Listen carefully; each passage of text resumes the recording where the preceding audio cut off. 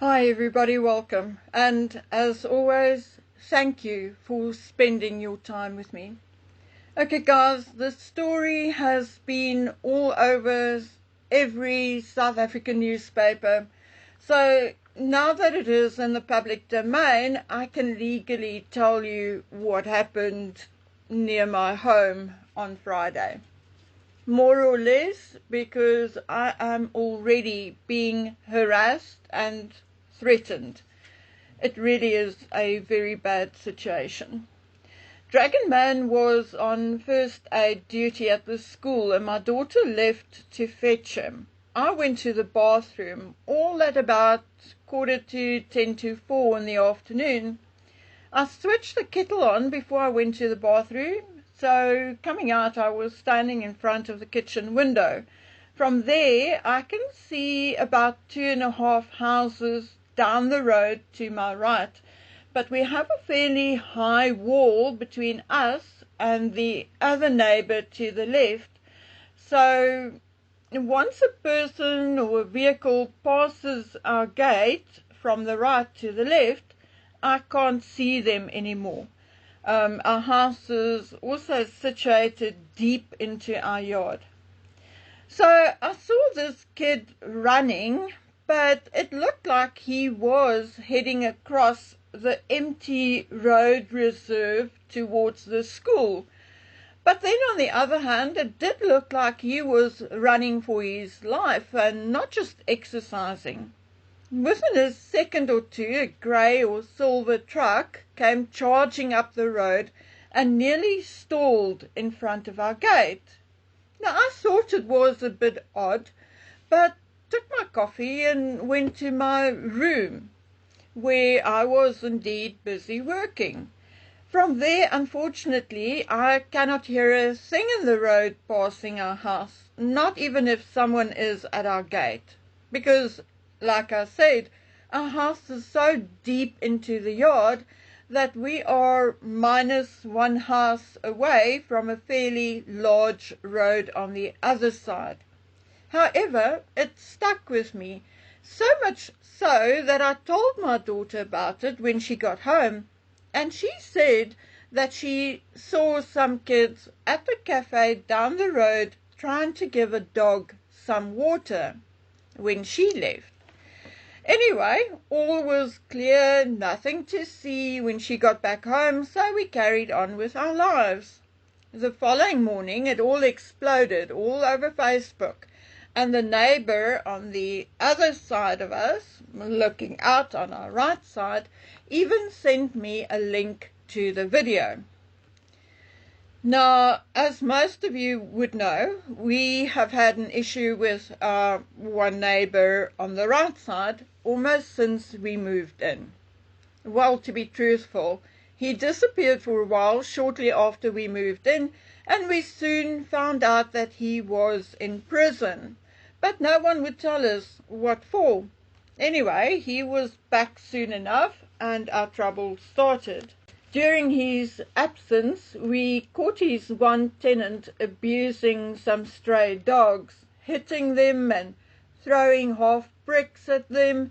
So Dragon Man and I and the lady across the road, who had since passed away, but Marlene, who lived, as I said, across the road, started taking care of them as we battled to find a shelter to take them. So for about 3 weeks we took care of them, trying to find homes for them or a shelter to take them. And in those weeks a number of arguments ensued. Anyway, neighbor man came back out of prison. We found a shelter to take the dogs, but that was not the end of our problems. We were busy building that wall between him and us because the wall had collapsed and we needed a way to keep our dogs in. Anyway, so we were busy building them. He came up and he lied to my worker and said that I gave permission for him to have a bucket full of my cement. Okay, which I did not give permission for. He dumped his trash on my building rubble, which I had to pay for by the cubic meter to have removed. It went from bad to worse. He would casually walk into our yard and help himself to whatever he wanted, like bricks and wooden pallets, etc. Then other neighbors caught him partially in our yard one night, and his excuse was that he was measuring something. But a night or two later, the exact same thing. Finally, the wall and gate was finished and he could no longer enter that way. But as a final thank you, ma'am, our shed was broken into, a gas bottle, Dragonman's bicycle and other items stolen. Some of you will remember that. Then he started peeking through our windows and taking photographs of my daughter while in our yard. This time, not getting any response or proper response from the local police, I got a lawyer and got a protection order against him. Not that it helped much. Every 5 months or 3 months or so, there would be another incident. He also made friends with the people to the back of us, and God alone knows what he told them, but the husband or boyfriend started to join in the harassment, parking in front of our windows, dumping rubbish in front of my bedroom window, and on and on and on it goes up until today. Anyway, back to Friday. From the video, I then learned that the truck actually chased those 3 children, an older boy, at a wild guess, I would say somewhere maybe between 12 and 14. I have no idea. But a smallish guy, even for his age, I would say. And then 2 younger ones. The one I know is or was 8 years old. Anyway, so this truck chased them up the road. After they allegedly threatened someone with a knife, or stabbed someone's tires, or threw a brick at someone, or threw stones at a vehicle, or tried to steal a bicycle by threatening the bloke with a knife about 3 blocks away from here. And according to Neighborhood Watch, they took off running in the opposite direction. And I mean, all at the same time as these particular children were seen at the cafe down the road from us. And I can say that because it was my daughter who saw them. Anyway, what I saw on that video was, in one word, horrific. Horrific. It shows a big woman repeatedly hitting a child or children. We later heard it was a smaller child lying on top of a bigger child. But this woman just kept hitting them with a branch or a plank or a thick stick or a pipe, or I honestly can't see what. Another smaller child approached, likely to try and help or say something, and she turns on him and hits him until he is down. By then, there's a group of men surrounding them, one even with his weapon drawn. The group then also included our nasty, crazy neighbor, whom we have since found out by Googling his name, that he is on parole for sexual assault. And exactly the reason why we got the protection order, I guess, because he admitted in court that he had taken photographs of my daughter. Anyway, so what does nasty neighbor do? Once the kids are down, he walks up to them and shoots them with a paintball gun loaded with rubber bullets or marbles. Now, I was told it was loaded with marbles, but for obvious reasons, I cannot say that for sure, because Obviously, I wasn't there. It is horrific to actually look at that video. And to say it nearly broke me is indeed an understatement. And I felt so guilty for not going out to try and see what was going on. Because I'm telling you now, if I did, I would probably have thrown myself over those children. I would not have allowed it. Anyway, we were visited by representatives of a political party, and they told me that maybe it was best that I didn't go out, particularly because there was a man with a real firearm drawn, and it did look like it was aimed at our gate, likely in anticipation of me coming out or letting the dog out, not knowing I was in my bedroom office at the back of the house.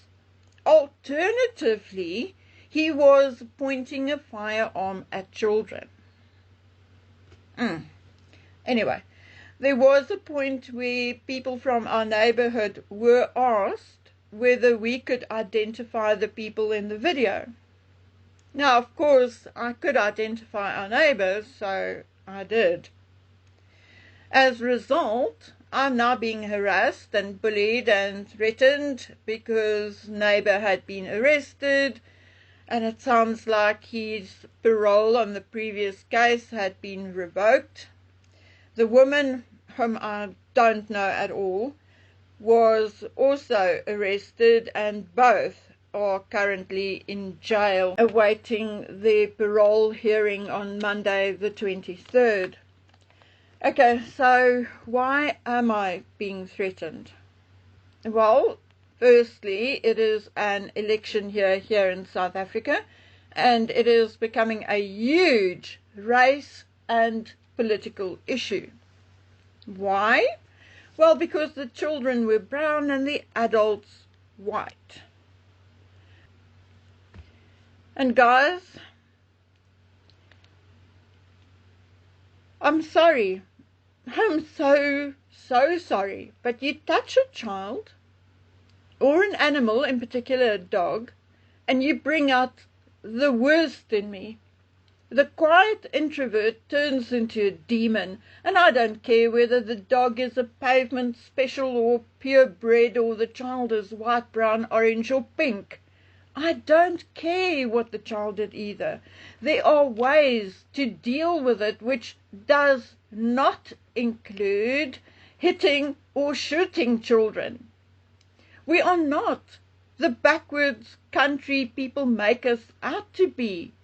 We have police, we have drug squads, we have child protection unit, we have welfare officers, brilliant doctors, psychologists, psychiatrists, whatever you need to solve any kind of problem. So there is no excuse for that. There is no excuse, none, for what these adults did. And their color doesn't matter. They could have been green, brown, purple. I don't care.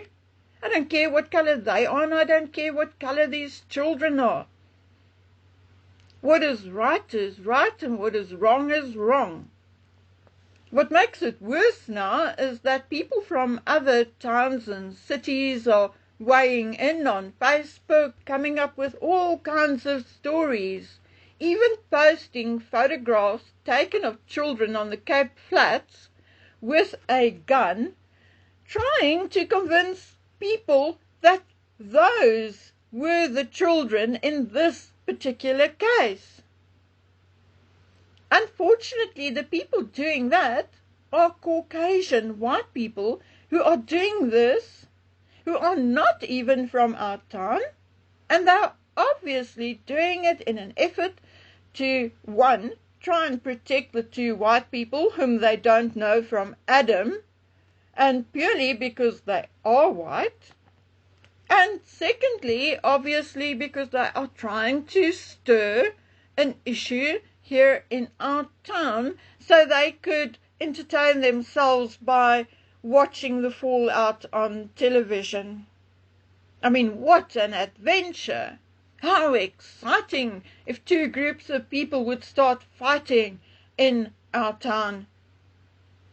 They would be nailed to the television with their popcorn and drinks to watch it. Well, I'm not going to allow this for their entertainment.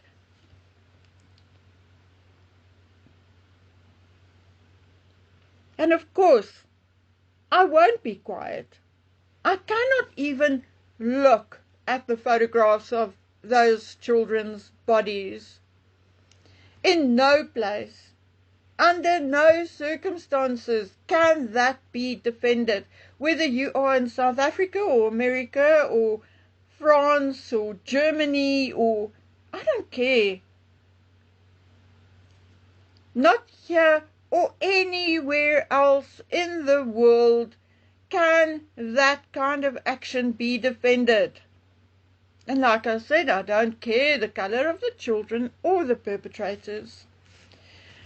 But yes, I have been threatened by my own people who think they are my people by virtue of their skin color. And I've got news for them. No, they are not my people. They are the people who put the rest of us in danger in this country. Now, in the last few days, I have also been harassed and threatened by a man of color because he is a long-time friend and accomplice of our neighbor, a bloke who had previously laid his hands on me, and like I said, the neighbor whom the old man befriended. So guys, if one day I'm quiet, you'll know. But regardless, I shall not shut up about this kind of injustice. I shall not shut up if you do this to a child, and I do not care where in the rainbow you fit in or whether they are pavement specials or purebred. And maybe the next person who threatens me or harasses me should join their friend in prison. But unfortunately, with all the politicians and journalists in town, the police will likely not have time for our shit. So, okay guys, now that you know what is going on, I hope this keeps me within the rules and laws of the platforms I'm going to be sharing this on.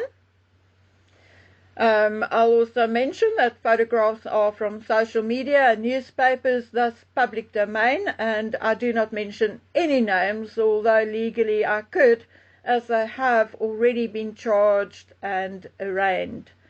But just in case, I would rather not. Now you also know why I so often wish for Scotty to beam me up. To live in such a society is pure hell. It is also the reason why Dragon Man is refusing to speak Afrikaans, except to us here at home.